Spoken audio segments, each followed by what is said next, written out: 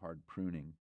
So she began making landscape paintings, and I, with somewhat less striking results, began making landscapes. It wasn't very long before I discovered I was ill-prepared for the work I'd taken on. The local New England landscape, a patchwork of abandoned farms swiftly being overtaken by second-growth forest, proved far less amenable to my plans for it than the tame suburban plots of my childhood had. Here were large and rapacious animals, hegemonies of weeds, a few billion examples of every insect in the field guide, killing frosts in June and September, and boulders of inconceivable weight and number. But there were obstacles of a very different kind that proved just as vexing. The unexamined attitudes toward nature I'd brought with me to the garden. Like most Americans out of doors, I was a child of Thoreau.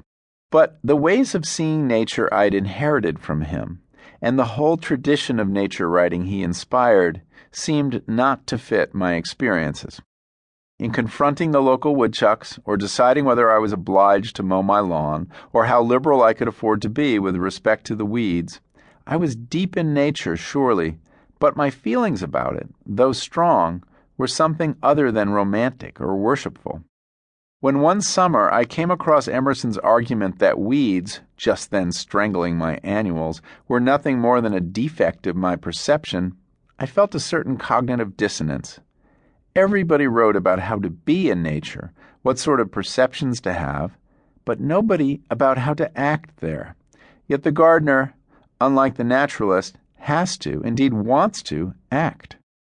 Now, it is true that there are countless volumes of practical advice available to the perplexed gardener, but I felt the need for some philosophical guidance as well. Before I firebomb a woodchuck burrow, I like to have a bit of theory under my belt. Yet, for the most part, Americans who write about nature don't write about the garden, about man-made landscapes and the processes of their making. This is an odd omission, for although gardening may not at first seem to hold the drama or grandeur of, say, climbing mountains, it is gardening that gives most of us our most direct and intimate experience of nature, of its satisfactions, fragility, and power. Yet traditionally, when we have wanted to think about our relationship to nature, we have gone to the wilderness, to places untouched by man. Thoreau, in fact, was the last important American writer on nature to have anything to say about gardening. He planted a bean field at Walden and devoted a chapter to his experiences in it. But the bean field, which I talk about in my chapter on weeds, got Thoreau into all sorts of trouble. His romance of wild nature left him feeling guilty about discriminating against weeds. He rails against the need for such invidious distinctions. And he couldn't see why he was any more entitled to the harvest of his garden than the resident woodchucks and birds. Badly tangled up in contradictions between his needs and nature's prerogatives, Thoreau had to forsake the bean field, eventually declaring that he would prefer the most dismal swamp to any garden. With that declaration, the garden was essentially banished from American writing on nature. I think this is unfortunate, and not just because I happen to stand in need of sound advice in the garden.